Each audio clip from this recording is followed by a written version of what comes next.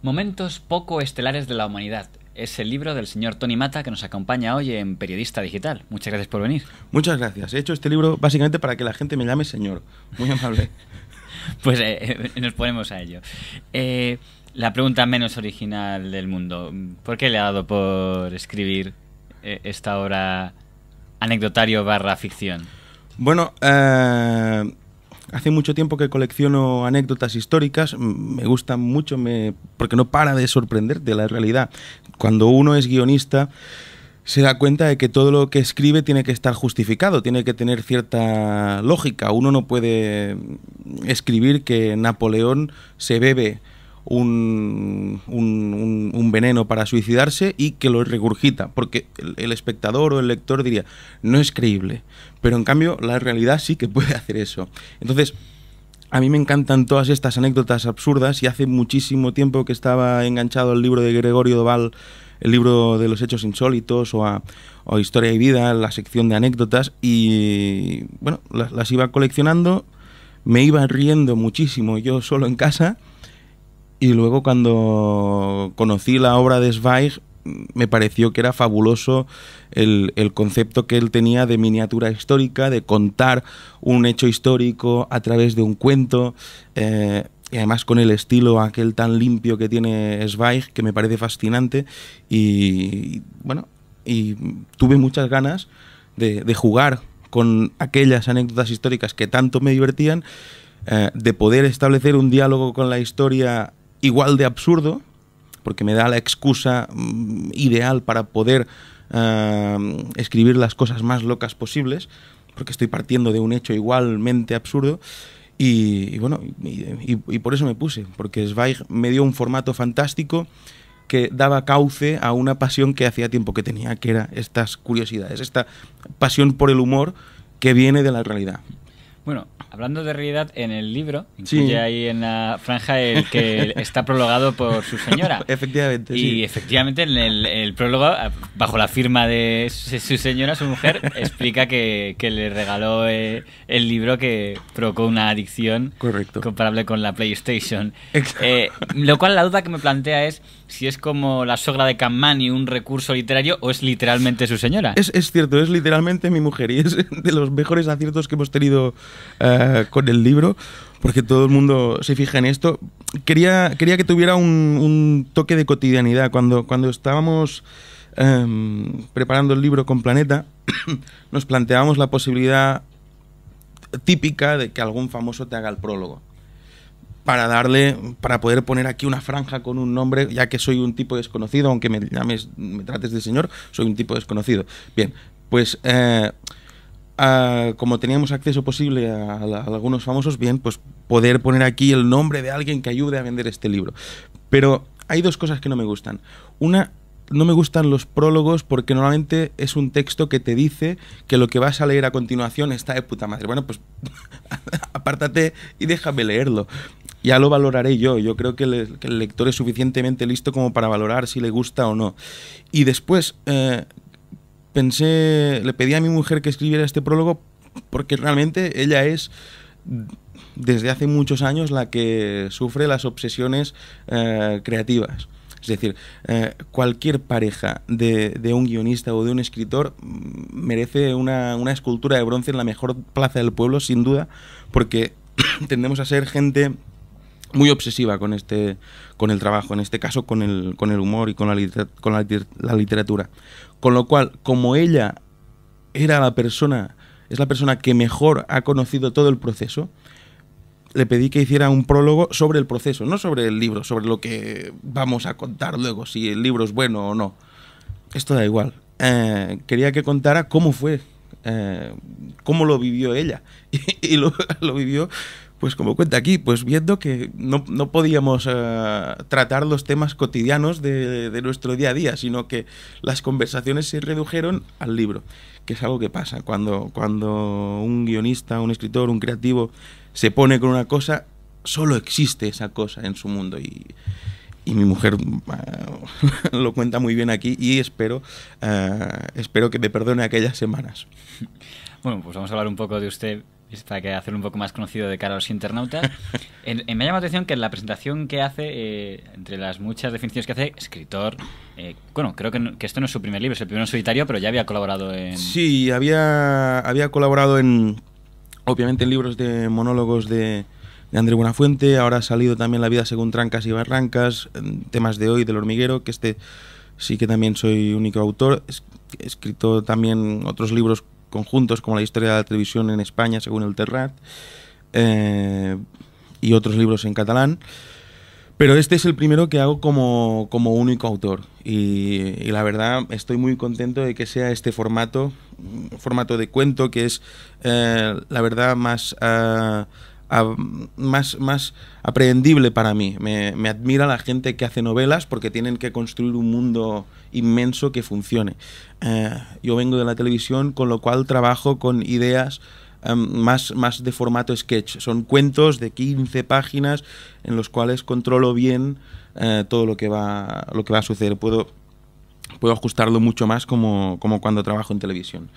A todo esto, ya no recuerdo qué me habías preguntado. No, si era su primer... Me he dicho que no es exactamente el primero en solitario, porque en el de Trancas y Barrancas también... Correcto, pero ese es posterior. Ha salido antes, pero es posterior. Entiendo. Y en la biografía que sale, dice conocimientos de ginecología nivel usuario. Sí. Luego he visto que en la web pone conocimientos de gastronomía a nivel usuario. Bueno, es que las dos cosas no son incompatibles. Al mismo tiempo, sí, por favor no lo hagáis porque es algo muy desagradable. Pero por separado, sí, conocimientos de gastronomía y ginecología a nivel usuario los tengo. A nivel de cocina también soy un poco cocinitas, pero bueno, eso lo vamos a dejar aparte. Bueno, es a la hora de hacer la biografía, cuando te dedicas a esto del humor, te planteas, vale, ¿hago una biografía de broma o no? Y tampoco me gustan las biografías de broma, porque la gente que está haciendo chistes constantemente en realidad apenas dice nada. Con lo cual me parecía más respetuoso hacer una biografía estándar, pero obviamente decorándolo al final con un pequeño chiste, para el cual obviamente pedí permiso a mi mujer. En la web dice que sin humor la vida no tiene gracia, lo cual me lleva a preguntarle si para usted el humor es profesión, modo de vida, ¿qué exactamente? Es la mejor enfermedad del mundo, para mí. Yo no creo que sea... Obviamente es una profesión, pero muchas veces me dicen, hombre, esto de trabajar en humor, sea en televisión, en radio, en internet, en teatro, en literatura... que lo hemos probado todo por suerte, ¿es la mejor profesión del mundo? No, seguramente la mejor profesión del mundo es la de probador de cojines, por ejemplo. Pero lo veo como una manera muy, muy, muy buena de enfrentar la vida. Me parece que Freud se dejó entre sus mecanismos de defensa, sin duda, el humor. Me parece tan válido como la proyección o como cualquier otro. Es decir, que el humor para mí es la mejor herramienta que hay para hacer que la realidad se arrodille ante ti, digamos. Vivimos unos tiempos muy, muy grises, muy...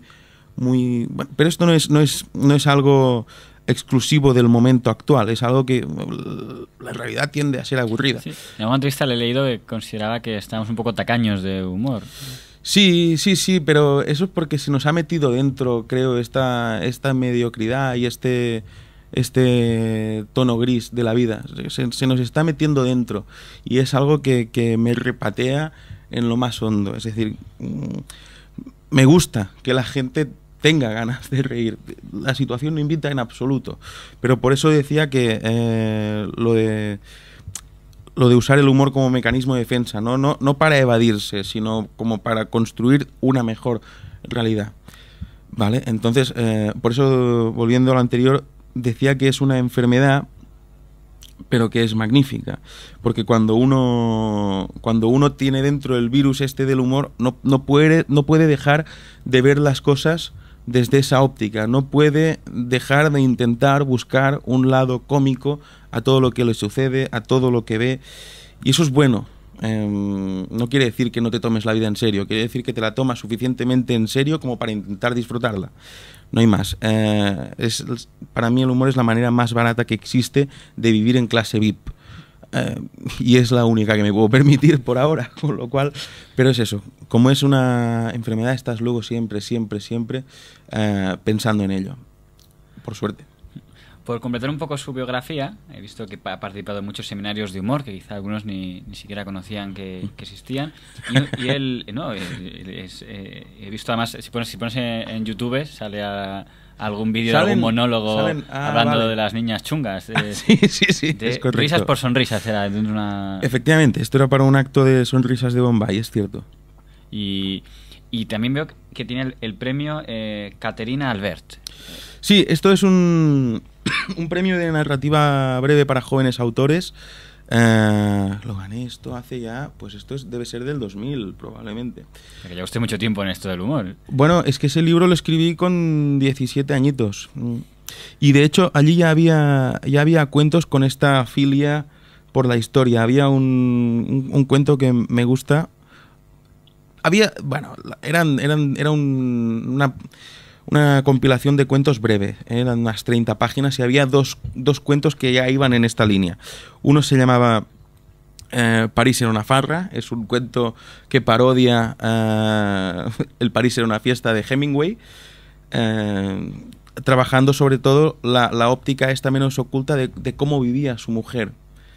¿Vale? Porque en París era una fiesta, Hemingway nos habla mucho de las fiestas donde participa, pues con Ezra Pound, con Gertrude Stein, con Scott Fitzgerald, pero yo me preguntaba, ¿y su mujer? Entonces construimos un cuento en el que realmente su mujer era el negro que estaba escribiendo todo el día los cuentos de Hemingway, los artículos para el Toronto Star y tal. Y estaba este cuento y otro que se llamaba Mi madre era Marie Curie y hacía intermitencias, lo estaba traduciendo al catalán, y partía sobre esto también, sobre la sobreexposición que tuvo Marie Curie a la radioactividad, que cuando murió no la pudieron enterrar, la tuvieron que tirar en un contenedor de pilas. Eso fue algo terrible, una ceremonia muy triste allí. Bueno, pues allí ya tenía un par de cuentos con esta filia. Aquí he seguido también un poco la parodia. Si allí parodiaba París en una fiesta, en este caso también he introducido dos parodias. La de Wodehouse, que es el cuento que abre el libro, y la de Kerouac. Dos autores que me encantan y que cuando encuentro un autor de estos que me encanta no puedo evitar luego intentar hacer una parodia para trabajar esa voz narrativa, a ver si consigo acercarme un poquito. Lo que claro es que es un libro de humor, pero también es un libro en cierto modo muy culto, porque habla... Quiero decir, en cada historia de los personajes, el lenguaje que tienen los personajes incluye a figuras y a temas vinculados al entorno de esos personajes. Sí, claro, es evidente que no es lo mismo hacer chistes sobre cómo se ponen las mujeres, cómo se aguantan las mujeres el abrigo mientras hacen pis en un lavabo de bar, que es muy divertido. No es lo mismo hacer eso que hacer eso, humor sobre los estrógenos de Hitler y sobre Stalin, bueno... Hay que decir, lo que pasa es que hay que intentar no desfundar el libro, pero que cada capítulo tiene una especie de página introductoria con algo totalmente real, que muchos quizás no conozcan, y luego ya el aporte de lo que pudo haber sido. En cada cuento está, al principio, como decías bien, la anécdota real que nos da una premisa a partir de la cual construir una historia, imaginando qué habría pasado si realmente las cosas hubieran seguido por ese camino, si ese momento poco estelar de la humanidad se hubiera desarrollado. Y tengo que agradecer muchísimo los dibujos de Gallego, que me parecen fascinantes. Cada cuento va ilustrado con un dibujo de Gallego que se ha metido a fondo, como buen apasionado de la historia que es, se ha metido también a fondo en el libro y ha tenido un detallazo elaborando unos dibujos que cada uno, cuando me los mandaba a la editorial y me decía ¿qué te parece? Para mí era cada uno un regalo. Hizo muy bien Mía, la editora, de mandármelos uno a uno, porque eran como cada vez ¡oh, fantástico! Era una pequeña celebración. También es un poco como una introducción, ¿no? Te abre un poco el apetito. O sea, por ejemplo, Sí. si ves el de John Fitzgerald Kennedy, ya le ves a él, ves a Sí. ya las identifica y dices, uy, esto hay que leerlo a ver, Claro. a ver la que... Aquí va a pasar algo terrible. Y efectivamente, sí.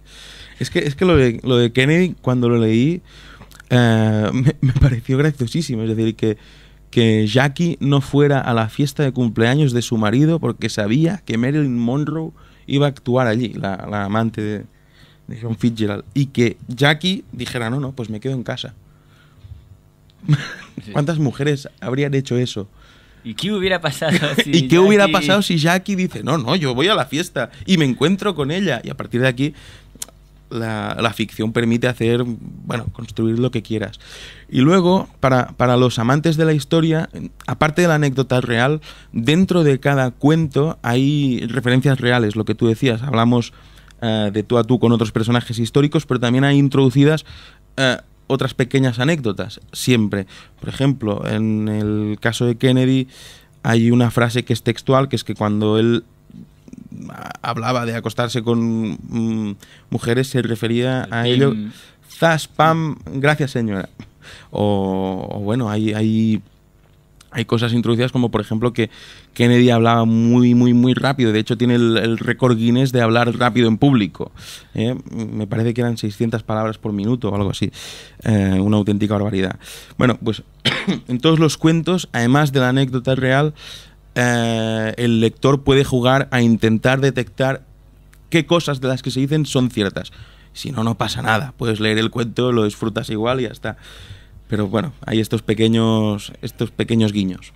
Bueno, en ese momento hay un paréntesis en el que sugiere al lector que cante con los personajes y dice, es mucho más divertido si se hace en el metro. Entonces, encima Sin duda. A los que hemos sido usuarios de metro en ese momento, que justo estaba leyendo en el metro, tíos, vaya.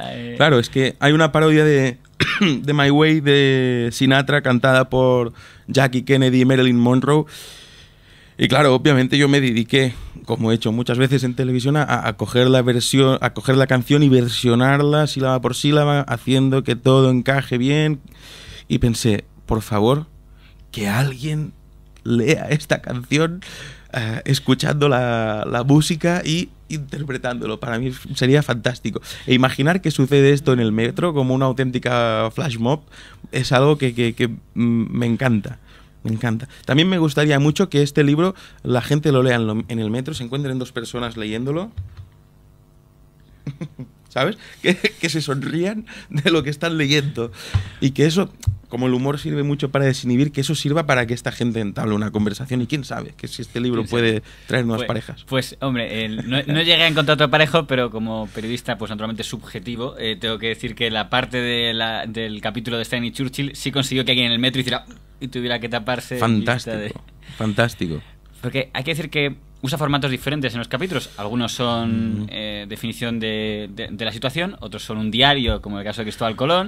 En el caso de Napoleón es un libro de historia. Sí. Y en el caso del capítulo al que estoy haciendo referencia de Stalin y Churchill es unas cartas literalmente reproducidas, enviadas además a su dirección correspondiente. Correcto. Por el primer ministro británico, el jefe de la Unión Soviética, y se suma luego el presidente de Estados Unidos. Efectivamente. Ya llamativos que la introducción, que dice que esto es un hecho real que muchos desconocían, de que le solicitó Stalin condones a la Gran Bretaña. Correcto, se habían quedado sin en el frente ruso y les pidió a los ingleses que le mandaran. Y Churchill, un hombre que tiene un montón de anécdotas maravillosas, porque me parece que era un humorista nato este señor, o bueno, sufría depresión y seguramente usaba el humor, como decía, como mecanismo de defensa muy a menudo.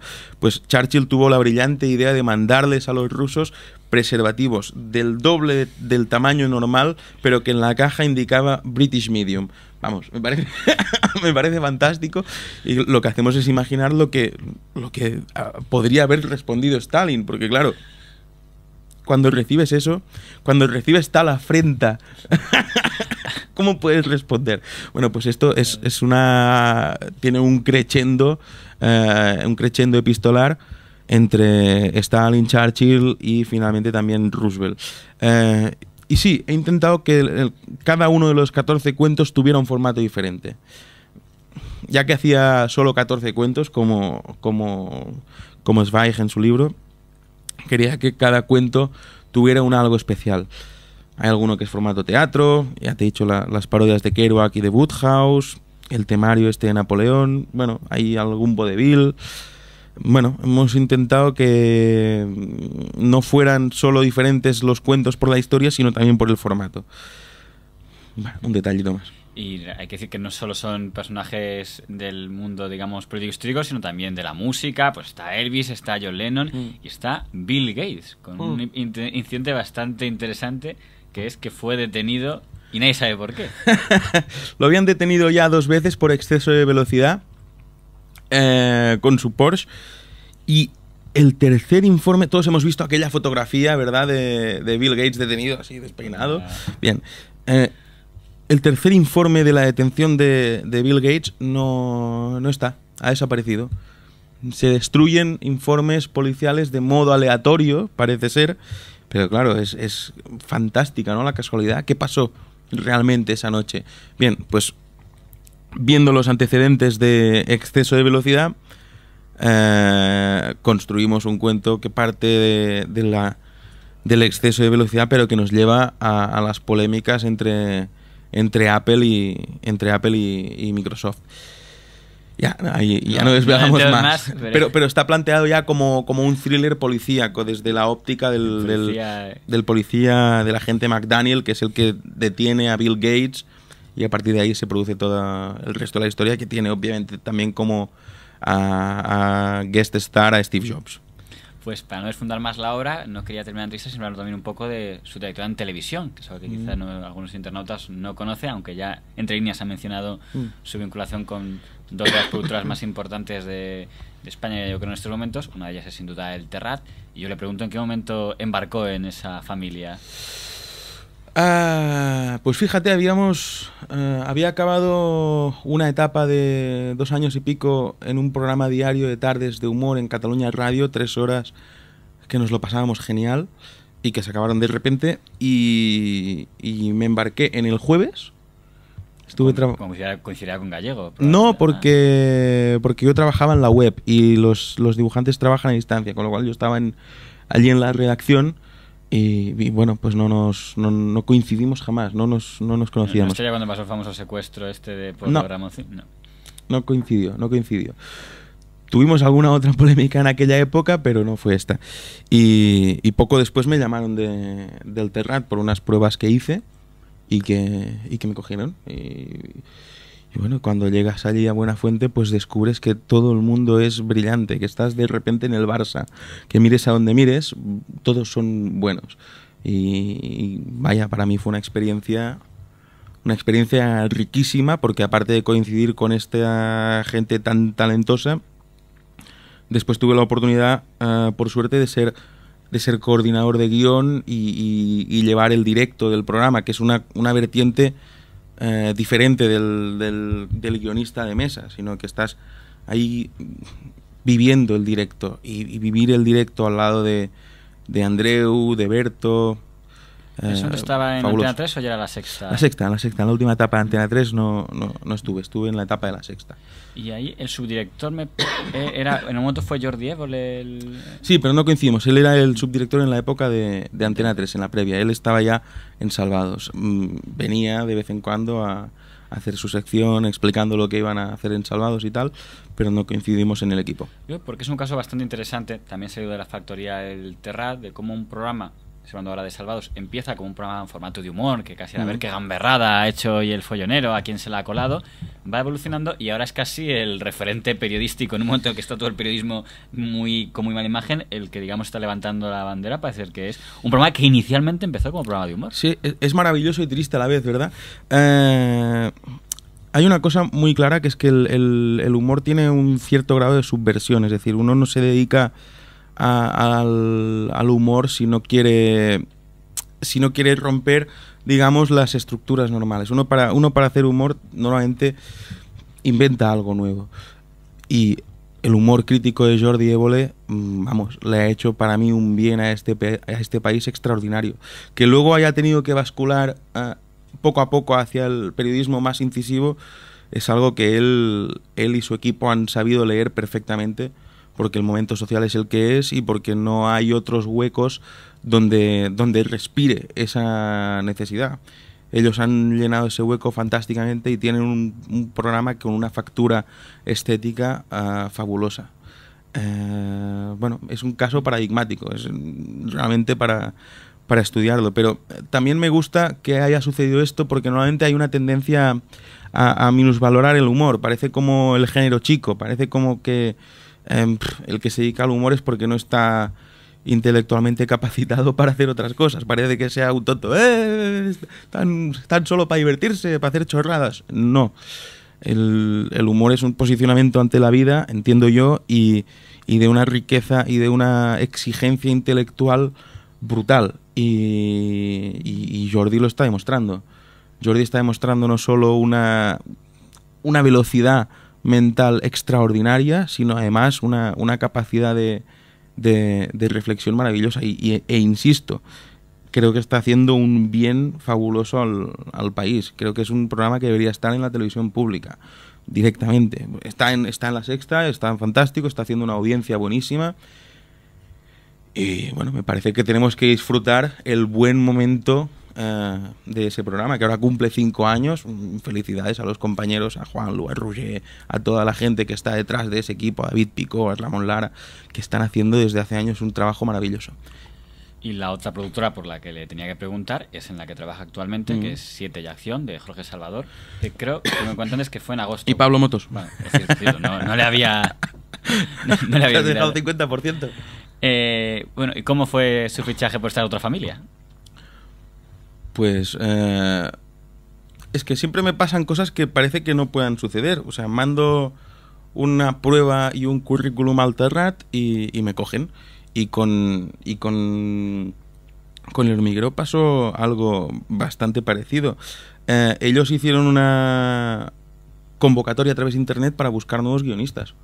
Y yo mandé, pues, material, porque en aquel momento estaba sin trabajo, y mandé material de guión a esta prueba. Y además, por otro lado, a un compañero mío le habían ofrecido hacer el libro de La vida según trancas y barrancas, que era, bueno, chistes one-liners, y él no lo podía hacer. Me puso en contacto a mí con Temas de Hoy.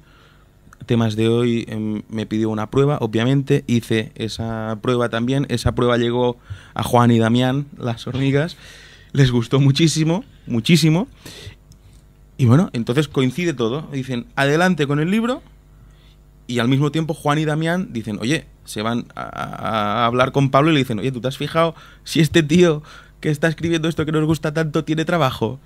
Y del montón de guiones que tenían por leer, buscan, me encuentran a mí ahí casualmente, que por otro lado ya lo habían seleccionado como una prueba destacada, y dijeron, esta prueba nos gusta y lo que escribe para ese libro nos gusta, vamos a ver si... Y ya está, y así, o sea, lo que normalmente te dice todo el mundo que tienes que hacer y te dicen, no, eso va por contactos. Pues lo mandé y me cogieron, y encantadísimo de estar aquí, porque es estar en el prime time, en la Champions League de la televisión, en un programa que funciona como un maldito reloj. Fascinante. Pues terminar el relato y referirnos a los medios de comunicación, en este caso a los periodistas. Ahora parece que los periodistas en Cataluña, en Madrid, bueno, ahora no, viene de tiempo, hay mucha tensión, ¿no? Quizá heredada de motivos políticos. Yo le pregunto, en el terreno de los que hacéis televisión, entretenimiento, humor, esa tensión que a veces se ve tan reflejada en el mundo periodístico, ¿es real, es ficticia, es creada? Porque si uno mira muchos programas de la televisión española, pues por ejemplo hay muchos de los mejores profesionales de España, las mejores productoras, pues son de Cataluña, o los grandes presentadores, pues desde los de Guest Music, desde Jorge Javier y Jordi González en La Fábrica, hablamos de Salvador, de Sardate. Y dices, pues parece que la convivencia es posible, pero luego ves la tertulia periodística y parece que no, uy, estos se llevan a palos. Bueno, no, es que creo que son cosas diferentes. A nivel de calle, yo no he percibido ese problema. A mí me han tratado siempre fantásticamente aquí en Madrid, y en el equipo de 7 de Acción hay una auténtica colonia catalana, quiero decir. Claro que es posible, y nos lo pasamos genial. Luego, esos son otros debates que obviamente son debates políticos, son debates de lo que siente la gente, lo que pueda sentir la gente en Cataluña, lo que pueda sentir la gente en el resto de España, pero yo creo que eso no afecta ni tiene que afectar a la vida diaria del ciudadano. Es decir, que cuando una persona del resto de España vaya a Cataluña no se va a sentir maltratada por los catalanes, pero es que eso no ha pasado nunca ni creo que vaya a pasar. Que es más, Cataluña siempre ha sido una tierra de acogida y se caracteriza por eso. Me sorprendería mucho y me entristecería mucho que la cosa cambiara en Cataluña o aquí, es decir, que en el resto de España se vea mal a los catalanes en vez de como a unos hermanos más. Me entristecería muchísimo. Por suerte, por ahora no ha pasado. Y espero que no pase. Obviamente siempre aparece en algún sitio, pues el que hace el comentario, es que los catalanes, bueno, sí, el energúmeno de un extremo correcto, o de otro. Siempre hay energúmenos, pero por suerte la gente es mucho más civilizada y mucho más amable de lo que acostumbra a aparentar. Y pues ya la última pregunta, a modo de, como mencionaba que también había colaborado en el libro este de la historia de la televisión, se puede decir, y aquí vuelvo a entrar en el terreno de la subjetividad, que hay a veces da la impresión de que hay dos tipos de público, ¿no? El público que quiere entretenerse o reírse, y hay un público que también parece ser que vende mucho, que es el que quiere enfurecerse, por no usar la expresión de cabreo. A veces en los medios de comunicación ver los foros y dices, vaya, parece que hay gente que lo que quiere es... Sí. Y que también tiene mercado, gente que quiere a ver con quién me meto hoy. Pues hoy, bueno, incluso a veces con los humoristas también son víctimas de esto, ¿no? Hace poco creo que a Ibache para hacer unos chistes en los Goya ya le ha caído cierta jaula. Bueno, eso siempre hay gente que se enfada por los chistes, pero bueno, eso no... es algo que el humorista puede controlar solo en cierta medida. Hay solo un parámetro para decidir si el chiste se puede hacer o no: el sentido común. No hay más parámetro que el sentido común. A veces falla.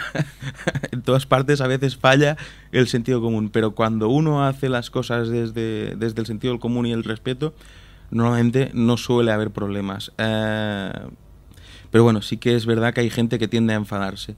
Lo de la televisión y la pelea continua es que me parece que a veces nos gusta... eso de la greña continua, la pelea continua, ver algo tan primario como es pelearse. No lo he entendido nunca mucho, si te digo la verdad. O sea, que el espectador quiera estar en casa viendo cómo se pelea la gente y participar en cierta medida de esa pelea. Hay quien diría que quizá, ya que hablamos de historia, puede ser un poco la herencia de los gladiadores y la versión actual serían las tertulias, ya sean deportivas, políticas o del corazón. Puede ser, pero la verdad es que... a mí normalmente me agobia bastante el ruido, con lo cual llegar a casa con los problemas que hay de por sí y ver a gente peleándose es algo que me da una pereza inmensa. Entiendo que pueda haber gente que tenga una vida aburrida y que necesite algo de tensión, pero no creo que sea la manera de conseguirlo. Yo soy mucho más partidario, obviamente, del entretenimiento empoderador. Del entretenimiento que despierta el interés por algo. No tiene que ser el famoso humor inteligente que nadie sabe exactamente lo que es, ¿no?